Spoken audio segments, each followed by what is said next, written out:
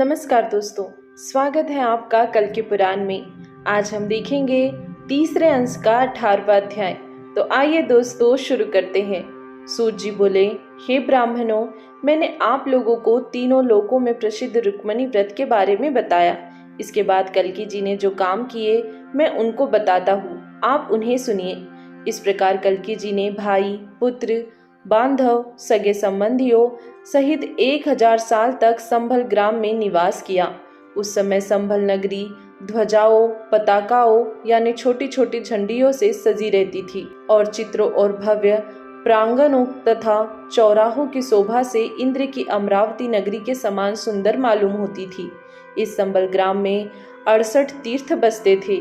कलंक रहित कल्की जी के प्रभाव से संभल ग्राम में मृत्यु हो जाने से मोक्ष की प्राप्ति होती थी।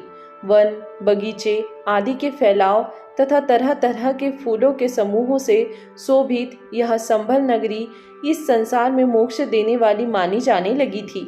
उस नगरी में निवास करते हुए वहां की नारियों के नेत्रों को आनंद देने वाले संसार के स्वामी कल्की जी पद्मा जी और रमा जी के साथ इच्छानुसार विहार करने लगे।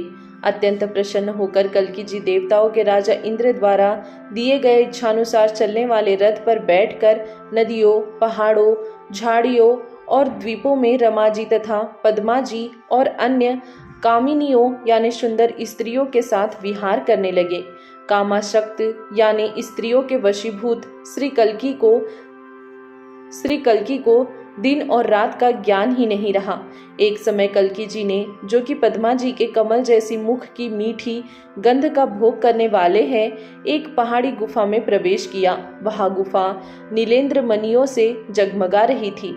उनके पीछे स्वर्ण कमल जैसे सुहाने रंग वाली पद्मा जी और अमृत के पात्र जैसे सुंदर रूप वाली रमा जी दोनों ने 1000 नारियों के साथ उस गुफा में प्रवेश किया। सुंदरी पद्मा जी अपने पति देव को गुफा में घुसते हुए देखकर विहार करने की इच्छा से उनके पीछे पीछे गुफा में घुस गई। कल्की जी के साथ अधिक विहार करने की इच्छा से रमा जी ने भी स्त्रियों के साथ साथ उनके पीछे प्रवेश किया। पद्मावती के अंदर घुसकर देखा कि नीलेंद्र मणियों से जगमगाती गुफा के बीच नए बादल के समान चमक धारण किए हुए भगवान कल्की जी अपने ही समान सुंदर रूप वाली स्त्रियों के बीच में शोभा पा रहे हैं। यह अचरज देख पद्मा जी मोह से बेहोश हो गई और निश्चेष्ट पत्थर की तरह पृथ्वी पर गिर पड़ी। सखियों के साथ रमा जी भी उस दृश्य को देखकर दुखी हृदय और व्याकुल होकर चारों ओर देखने लगी। दूसरी पत्नी पद्मा जी तो सतदल कमल के समान शोभायमान या सत पद्माओं के समान रूप वाली नारियों को देखकर शोकपूर्ण और दुखी हृदय हो एक ही बार में अपनी चमक खो बैठी थी। पद्मा जी की आंखों में लगा काजल बहकर भूमि पर गिरने लगा। वह अपने स्तनों में लगे कुमकुम से कल्की जी व सुख को तथा पास की भूमि को कस्तूरी से मैला कर उस पर गिर पड़ी। मीठे वचन बोलने वाली कामदेव द्वारा सताई गई दुखी रमा जी ने हृदय में कल्की जी का ध्यान किया और मन ही मन हृदय पुष्पों यानी फूलों से उनकी पूजा की और फिर दुख से व्याकुल व शोकमग्न होकर पृथ्वी पर गिर पड़ी। थोड़ी देर बाद उठकर रमा जी ने जोर जोर से मोर के समान रोना शुरू किया। अपने हृदय को कल्की जी के आलिंगन से रहित पाकर कामदेव से सताई हुई वह कहने लगी, हे देव प्रसन्न हो। दूसरी रानी पद्मा जी भी अपने अंग के श्रृंगार की वस्तुओं को छोड़कर धूल में लौटने लगी। उनके कस्तूरी युक्त नील वर्ण गले से ऐसा मालूम होने लगा मानो उसने कामदेव का नाश करने के लिए भगवान शिव का रूप धारण कर लिया है। कातर नेत्रों वाली और विलास की इच्छा करने वाली प्रियाओं की काम वासना को पूरा करने एवं सूरती उत्सव मनाने के लिए आर्तजनों के बंधु भगवान कल्की जी उनके बीच में प्रकट हो गए।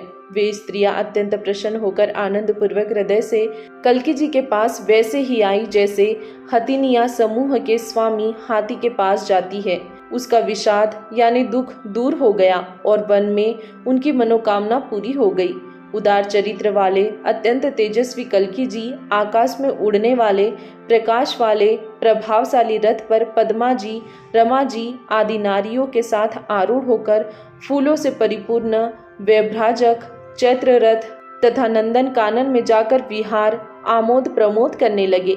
पद्मा जी के कमल के समान सुंदर मुख का मधुर पान करके रमा जी के आलिंगन की इच्छा को उत्सुक कल्की जी को उन स्त्रियों के स्तनों में लगे कुमकुम से सान दिया और वे विपरीत रति प्रसंग में मस्त हो गए। विपरीत रति प्रसंग में स्त्री की कामुकता प्रधान होती है।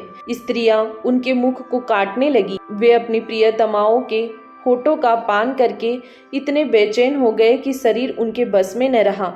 रमा जी के समान सुंदरी थीर स्त्रियों ने पुरुषोत्तम मुकुंद अर्थात कल्की जी को अपने स्तनों से सटाकर उनसे विहार करना शुरू किया। आलिंगनबद्ध पुलकित शरीर से वे सब हंसने लगी। काम वासना के श्रम से थकी हुई स्त्रियां दूसरे वन में विहार करने वाले प्रिय कल्की जी के साथ जल्दी ही तालाब के किनारे पहुंची। जिस प्रकार हथिनिया समूह के स्वामी हाथी पर पानी छिड़कती है, वैसे ही वे श्रेष्ठ स्त्रियां अद्भुत सुंदरी पद्मा जी के साथ सरोवर में स्नान कर कल्की जी के शरीर पर जल की वर्षा करने लगी। जो श्री कल्की युवतियों के साथ लीला करने में निपुण है, जो प्रिय रमा जी और दूसरी स्त्रियों के साथ अपने विहार आदि विनोद के द्वारा सभी लोगों को उपदेश देने वाले हैं, जो सब देवताओं के स्वामी हैं, संसार के स्वामी हैं, उन संभल ग्राम के निवासी की जय हो।